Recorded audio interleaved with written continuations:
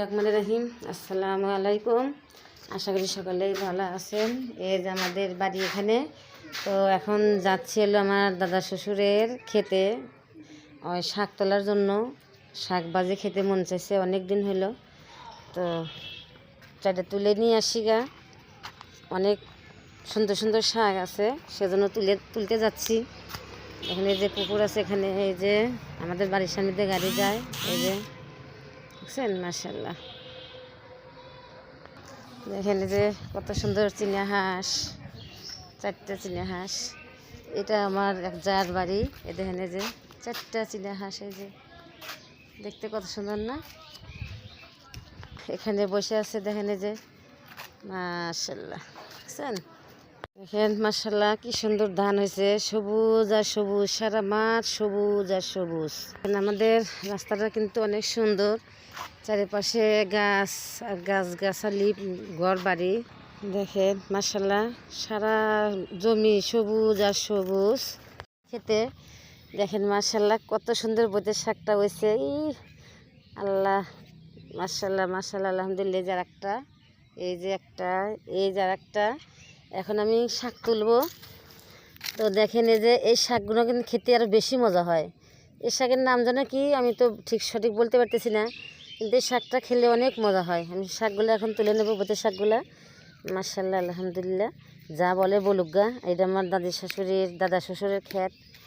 এই যে এটা হচ্ছে আমার দাদা শ্বশুরের ক্ষেত, এটা জায়গা জমি, এরা চাষ করছে, যে শসা গাছ বুনছে। মাশাআল্লাহ দেখেন কত সুন্দর করে। আমি শাক কটা তুলে নেব এখন। কি যে ভিডিও বানাই দেখে কত মানুষে কত রকমের কথা বলে, তো ফেসবুক মামা যতদিন ভাইরাল না করবে ততদিনই মনে করেন যে কথা শুনতে হবে। যখন ফেসবুক মামা ভাইরাল করে দিবে, সে সময় সে মানুষের কাছের থেকে ভালোবাসা পাবো। যারা কথা বলতেছে এখন যে কি করে, তারাই তখন ভালোবাসা দিবে, সেখন অনেক আদর যত্ন করবে সেখন।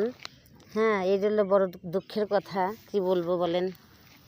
কারণ এরা গ্রামের মানুষ তো বুঝতে চায় না যে এগুলো ভিডিও বানালে পরে আল্লাহ তাআলা যদি মুখ বিলে তাকায় তাহলে ভাইরাল হইতেও পারি। ফেসবুক মামা যদি ভাইরাল করে দেয় তাহলে সে ভাইরাল হতে পারবো। তো যাই হোক, আমি শাক কটা তুলে নিলাম আর তুলবো। এই যে আমার ছোটো হলেও এটা আমার চাচা শ্বশুর হয়। দেখেন এই যে শসা গাছ বুনছে, শসা গাছে বীজ দিতেছে যাতে পোকামাকড় না ধরে, শসা নষ্ট না হয়ে যায়।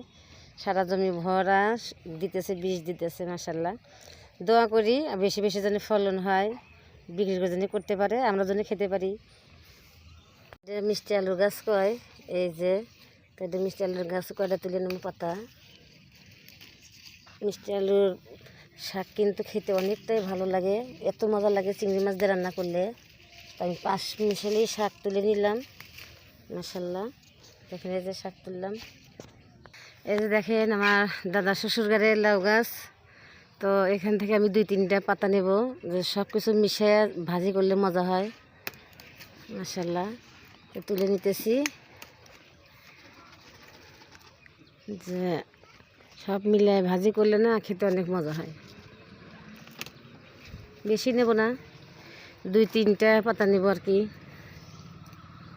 দেখেন এই যে লাউ ধরছে, মিষ্টি কুমড়ার ফুল, এই যে একটা মিষ্টি কুমড়া ধরছে। মাশাআল্লাহ, এই গাছটা কিন্তু সবাই কম বেশি চেনেন, তাই না? এটা কিন্তু ঢেঁকির শাক। তো আমি কটা ঢেঁকির শাকও তুলে নিতেছি। মাশাআল্লাহ, তবে আমার মতো টোকাইনার শাক খেতে কে কে ভালোবাসেন, পছন্দ করেন, অবশ্যই কিন্তু কমেন্টে জানাবেন। দেখেন আমার শাকটা তোলা হয়ে গেছে, দেখেন কত সুন্দর মজার শাক, খেতে অনেক মজা লাগবে। তো আমি এখন বাড়িতে যাচ্ছি। মাশাআল্লাহ, সাজনা পাতাও নিতেছি, আমি সব শাকই মিশে টিশে নিতেছি, খেতে কিন্তু বেশি মজা হবে। সাজনা শাক, এটা সাজনা শাক। বাসায় চলে আসলাম শাকগুলা নিয়ে। তো আমার মতো টোকাইনের শাক কে কে খেতে ভালোবাসেন অবশ্যই কিন্তু কমেন্টে জানাবেন। আমার শাকগুলো কেমন হয়েছে তোলা সেটা অবশ্যই জানাবেন, কিন্তু লাইক শেয়ার কমেন্ট করে দিবেন। আসসালামু আলাইকুম।